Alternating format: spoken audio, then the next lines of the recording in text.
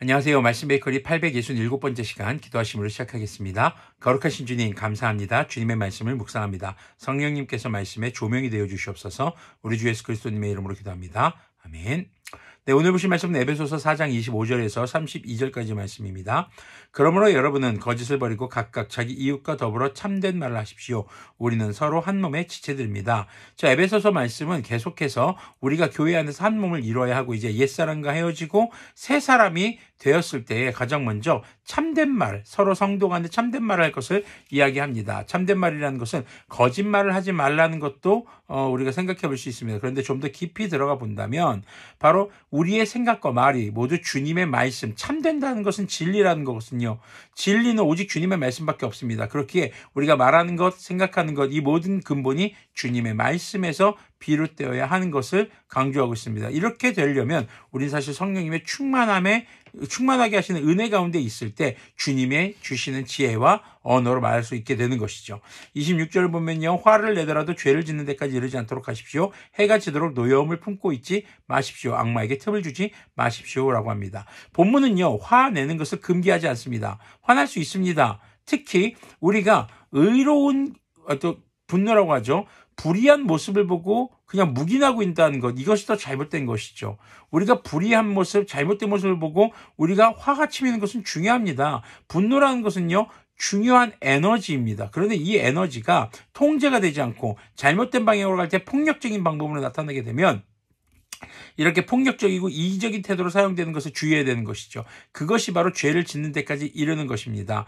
우리가 어떤 불의를 느끼고 의로움을 향한 어떤 에너지원을 갖게 될 때 비로소 우리도 의로움을 향해서 거룩함을 향해서 나아갈 수 있게 되는 것이거든요. 다만 이 화가 그날로 풀어질 수 있도록 분노라는 감정은 이제 내려놓고 우리가 의로움을 향해서 나가는 에너지만을 가지고 갈 수 있어야 되겠죠. 우리가 분노하고 화에 사로잡혀서 내 감정적 폭발로 이루어지게 되고 이것이 죄로 이어지면 결국 이것이 하나님과 나 사이에 악마가 악한 영이 틈타는 그 틈을 노리고 들어오는, 그래서 주님과의 관계가 다시 거리가 생기는 그런 원인을 제공하는 것이 화를 내는 것, 또 화를 통해서 어떤 이기적 본성들, 폭력적인 태도들을 취할 때 나타나는 문제라고 우리가 볼 수 있겠습니다.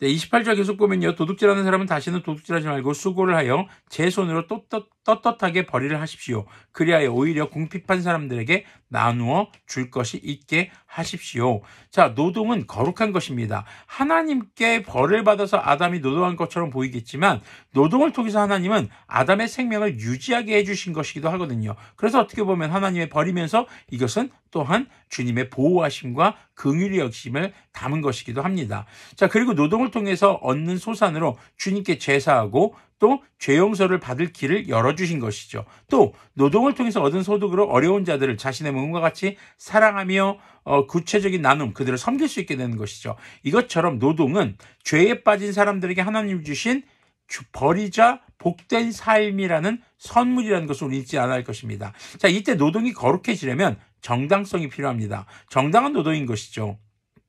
곧 주님의 뜻에 어긋나는 것으로 어긋나는 행동으로 돈을 벌고 노동하는 것은 결국 죄의 열매로 이어지기 때문입니다. 그렇기 때문에 우리는 주님의 말씀을 기준으로 주님의 뜻을 구하며 우리 삶에 주어진 노동의 현장에서 정직하게, 정의롭게, 열정적으로 최선을 다해 일하며 그 소산으로 주님을 예배하고 우리가 우리에게 주어진 그리스도인의 삶을 살아가야 하는 것임을 기억해야 할 것입니다. 29절 보면요. 나쁜 말은 입 밖에 내지 말고 덕을 세우는 데 필요한 말이 있으면 적절한 때에서 듣는 사람에게 은혜가 되게 하십시오. 자, 새 사람이 된 그리스도인에게 있어서 말은 굉장히 중요합니다.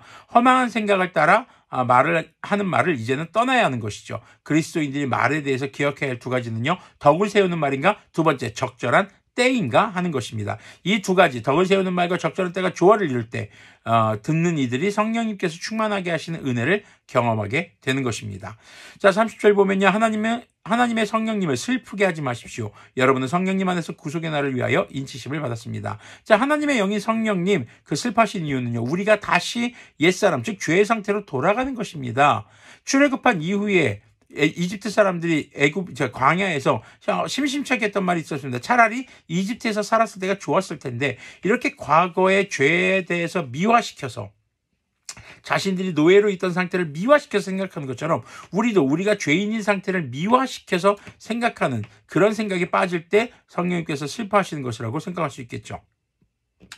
자, 성령님께서 주 예수님 다시 오실 날에 구원의 언약의 확증을 해주십니다. 그런데요, 성령님 안에 있을 때 그것이 가능합니다. 성령님 안에 거한다는 것은 믿음에 맞는 그리스도인다운 삶을 살아가는 것입니다. 이것이 바로 새 사람을 입는 삶이죠. 자, 이것은 행위로 인한 구원이라고 우리가 착각해서는 안 됩니다. 주님께서 우리에게 은혜를 베푸셔서 우리가 그리스도인으로 살아갈 수 있게 하는 은혜를 베풀어 주셨습니다. 그 은혜에 합당한 삶을 살아가야 하는 것, 그것은 당연한 것이죠. 31절, 32절 보면요. 모든 악독과 격정과 분노와 소란과 욕설은 모든 악의와 함께 내버리십시오. 서로 친절히 대하며 불쌍히 여기며 하나님께 그리스도님 안에서 여러분을 용서하신 것과 같이 서로 용서하십시오. 자, 그리스도인의 생활 양식의 변화는 우리 주 예수 그리스도님의 성품을 닮아가기를 추구하는 삶을 통해서 이루어집니다.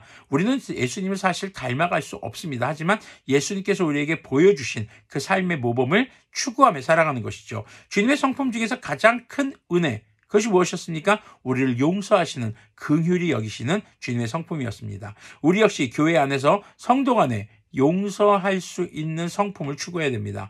그래야 비로소 우리는 주님의 몸된 교회로 세워지고, 머리 되신 예수님과 다양한 은사를 통해서 다양한 직분자로 세워진 성도들과 함께 연합할 수 있게 되는 것이죠. 그때 비로소 이 땅에 우리가 섬기고 있는, 지금 현재 섬기고 있는 교회가 온전하게 되는 것입니다. 그래야 복음을 전하며 예배할 수 있거든요. 그리고 주님 다시 오실 그날에 이루실 완전한 교회를 통한 연합의 소망을 품을 수 있게 되는 것이죠. 자, 우리가 어제 말씀에서는 옛사람과 헤어져야 한다는 것을 나눴습니다. 자, 이제 그럼 우리가 새 사람이 되어야 합니다. 예수님을 만날 때 새 사람이 됩니다. 성령님의 충만할 때 새 사람이 됩니다. 새 사람이라는 것은 그리스도인다운 삶의 양식으로 바뀌어 가는 것, 말과 행동, 그것이 바뀌려면 생각이 변해야 합니다. 우리의 생각이 변하려면 외부에서 무엇에 영향을 받느냐가 중요하겠죠. 그리스도인들의 주님의 말씀, 진리이신 참된 말씀이 주님의 말씀을 기준으로, 그리고 그것에 영향을 받으려면 계속 읽고 듣고 성도들 간에도 나눠야 할 것입니다. 그럴 때에 성령님께서 충만하게 하신 은혜를 따라 우리가 주님의 뜻에 합당한 행동과 말을 하게 되고, 그것이 덕이 되고 성령님의 충만한 은혜를 전하게 됩니다.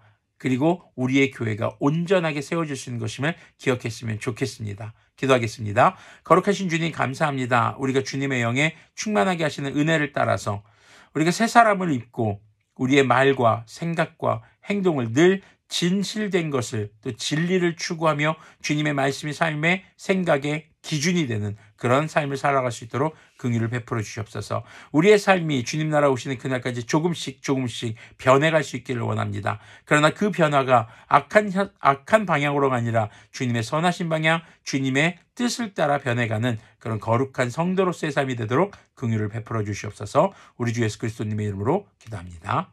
아멘. 네, 우리의 인격이라는 것은 하루아침에 변하지 않습니다.